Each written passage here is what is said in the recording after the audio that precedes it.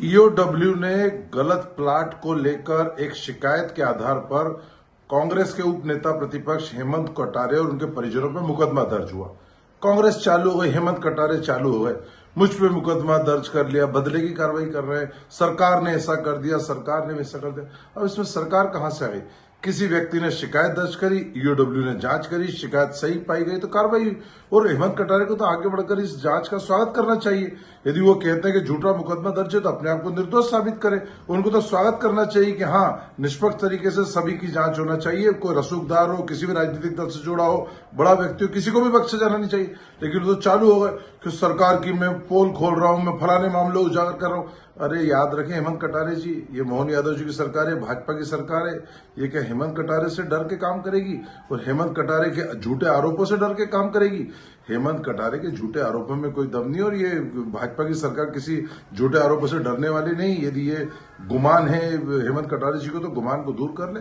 और खुद कांग्रेस यदि किसी अन्य व्यक्ति के ऊपर ईओडब्ल्यू की कार्रवाई होती, लोकायुक्त की कार्रवाई होती तो बड़ी बड़ी पत्रकार वार्ता लेते, बड़े बड़े आरोप लगाते, जांच एजेंसियों पर निशाना साधते हैं, ये कार्रवाई करो, ये जांच करो, बड़े बड़ी मछलियों को पकड़ो, बड़े बड़े मगरमच्छों को पकड़ो। अरे बड़ी मछली और बड़े मगरमच्छ पे यदि हाथ डाला है तो फिर बौखला क्यों रही कांग्रेस इतना?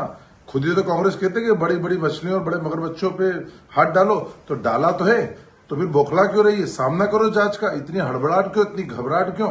समझ ही नहीं आ रहा है। स्वागत करना चाहिए जांच का कांग्रेस को आगे बढ़ के और कहना चाहिए कि हाँ, यदि हम निर्दोष झूठा मुकदमा कायम हुआ तो हम निर्दोष साबित करेंगे। लेकिन तमाम आरोप लगाने में लगा, यही कांग्रेस का चरित्र है। मुझे अभी अभी ज्ञात हुआ है कि ईओडब्ल्यू द्वारा मुझ पर और मेरे परिवार के ऊपर एक झूठा एफआईआर पंजीबद्ध किया गया है। मैं इसके लिए पहले तो विशेष रूप से बिल्कुल दिल से आभारी हूं माननीय मुख्यमंत्री जी का, डॉक्टर मोहन यादव जी का, जिन्होंने ईओडब्ल्यू पर दबाव डाल करके अपना एक ब्लैकमेलिंग का ईओडब्ल्यू को टूल बना रखा है और इस प्रकार के झूठे अपराध पंजीबद्ध करवाते हैं विपक्ष की आवाज को दबाने के लिए। क्योंकि नए साल पे आपने ये मेरे को बिल्कुल नया उपहार दिया और ऐसे ही जब मैं पहले विधायक बना था तब भी मेरे ऊपर 6 अपराध झूठे पंजीबद्ध हुए थे और बाद में एक एक करके न्यायालय ने उन सभी अपराधों को निरस्त भी कर दिया था, आरोपों को। ये 2004 का घटनाक्रम है जो मेरी जानकारी में है। शायद उन दिनों मैं कॉलेज लाइफ में स्टूडेंट था और मुझे तो पता भी नहीं था ये सब क्या राजनीति और क्या चीजें हैं, पर ठीक है, राजनीति में आया हूं तो मुझे लगता है राजनीति से प्रेरित होकर के इस प्रकार के आरोप प्रत्यारोप लगेंगे।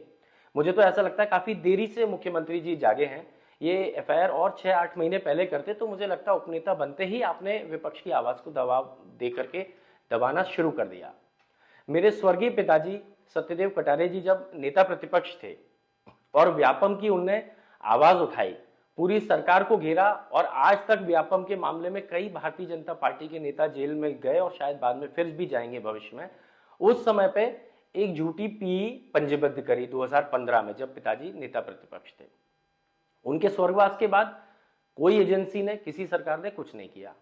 आज जैसे ही मैं उपनेता प्रतिपक्ष बनकर के आया और सरकार के ऊपर भ्रष्टाचार के आरोप लगाना जब शुरू क्या कर दिए मैंने, तो अचानक से मैं आरोपी बन गया। जब हम पद पे नहीं होते हैं तब हम लोग पाक साफ होते हैं मध्य प्रदेश की जनता के बीच में, और जैसे ही हम लोग पद पे आ जाते हैं वैसे ही हमारा पूरा परिवार को भ्रष्टाचारी और झूठी एफआईआर करना शुरू हो जाती है सरकार।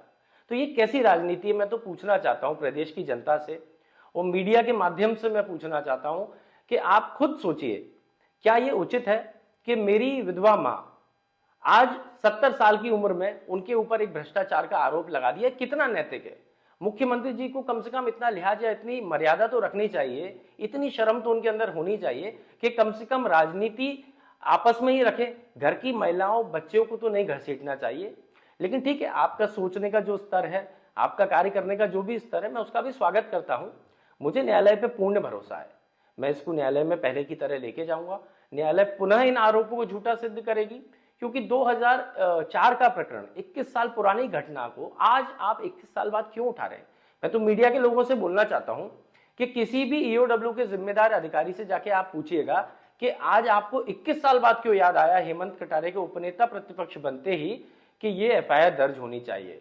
21 साल के बीच में ये कोई अपराध नहीं था क्या? 10 साल पहले आपने प्राथमिकी दर्ज करी, चलो इन 10 वर्ष में आप अपराध दर्ज कर लेते, लेकिन नहीं। जैसे ही मैं सरकार के खिलाफ बोलना शुरू हुआ, अचानक से सारी एजेंसियां मेरे खिलाफ सक्रिय हो गई और झूठा आरोप मेरे ऊपर लगा दिया। ठीक है, जैसी सरकार की मंशा। लेकिन मैं ये कहना चाहता हूं कि अब इस एफआईआर के दर्ज होने के बाद मैं दुगनी ताकत से, मुझे और प्रेरणा मिली है और मैं और दुगनी ताकत से आपके भ्रष्टाचार की, आपके काले कारनामों की पोल खोलूंगा, चाहे विधानसभा के अंदर हो चाहे विधानसभा के बाहर हो। मैं इनसे दबने वाला नहीं हूं। स्वर्गीय सत्यदेव कटारे जी का खून है मेरी रगों में और अपनी आखिरी सांस तक मैं आपके खिलाफ दमदारी और ईमानदारी से लड़ाई लड़ूंगा। मुख्यमंत्री जी को पुनः धन्यवाद, पूरी भारतीय जनता पार्टी को पुनः धन्यवाद और आशा करूंगा कि ऐसी कई और झूठी एफआईआर आप मेरे ऊपर दर्ज करते रहेंगे। बहुत बहुत धन्यवाद।